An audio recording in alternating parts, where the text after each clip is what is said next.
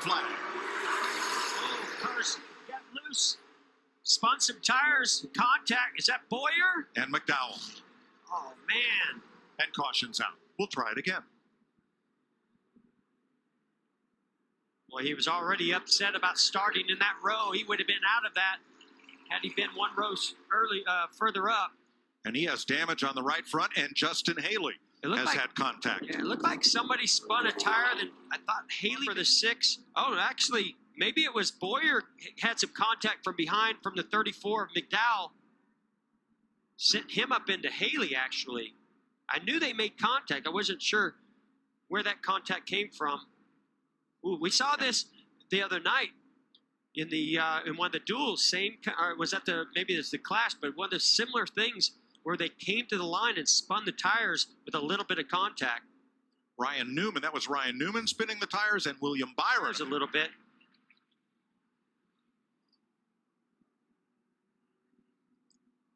Boyer and Haley continue after damage repair.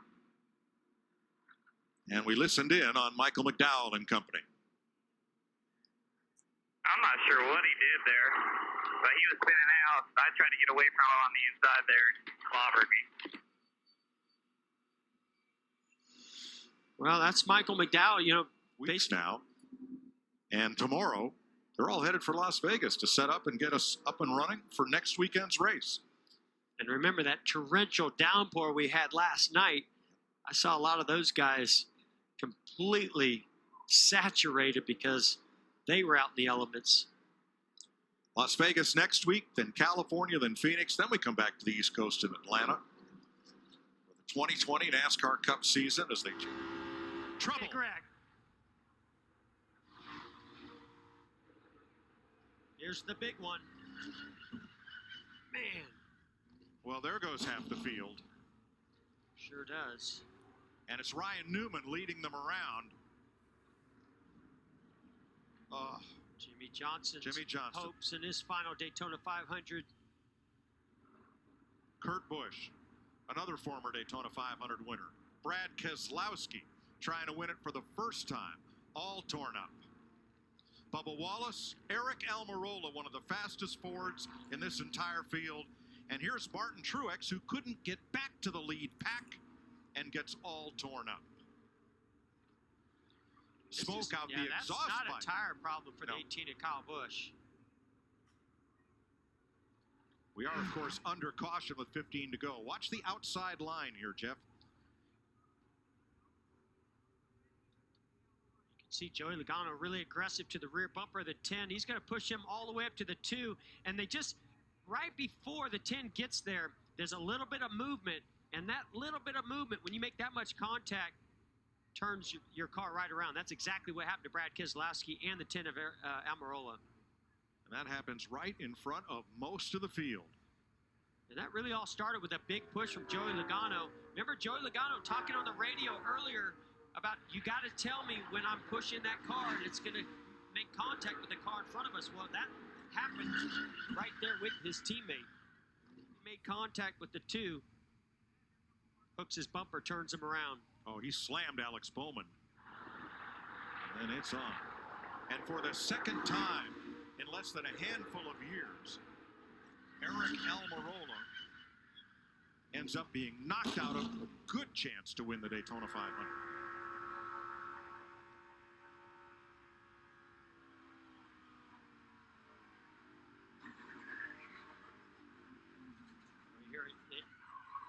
On board with Austin Dillon. He even downshifted, trying to get that car slowed down enough to avoid this accident.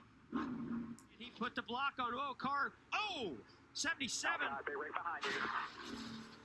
That was Ross Chastain. Got down on the apron, turned him sideways up the racetrack. Straight into Ryan Preece.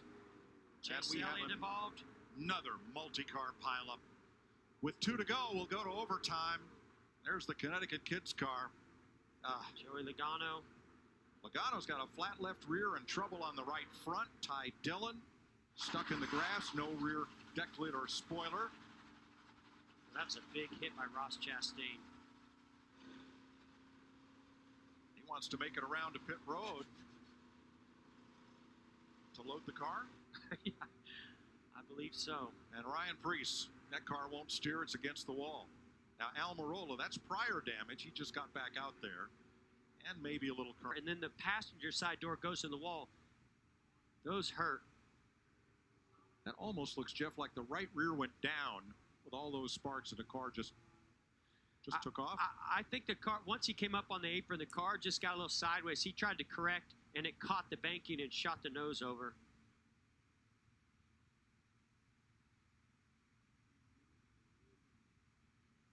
I think Michael McDowell made it through with minimal damage.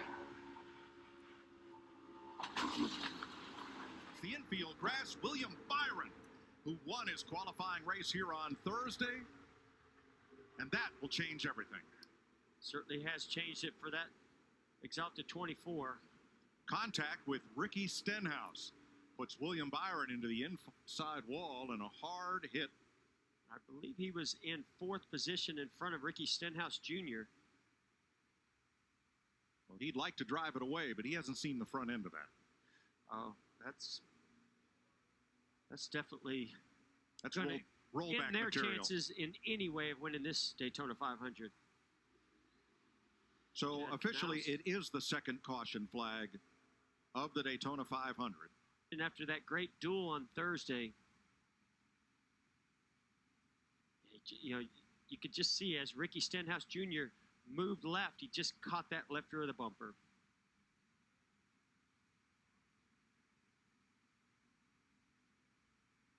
Into the safer barrier that now lines the inside of this speedway as well as the outside.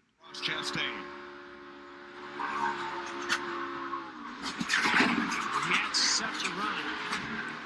You really, at this stage in the race, you have no choice. You just can't lift, and there's only half a car width of room there, and he tried. He's made it to pit road. As the field circulates under yellow, teams are allowed to work on the car. Hamlin up the outside. Wow! Crash into the wall, into the air. Goes Newman. Upside down. In a shower of sparks on his roof, Ryan Newman comes across the line, 4th. And comes to rest. Scoring unofficial between Hamlin and Blaney as far as who crossed the finish line first.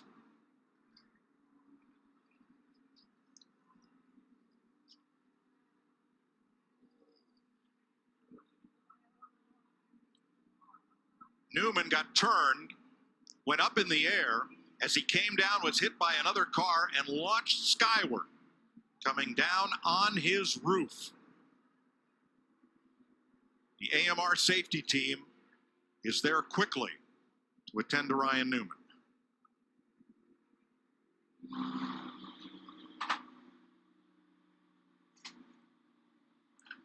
A fist pump from Denny Hamlin, who has won the Daytona 500 for the second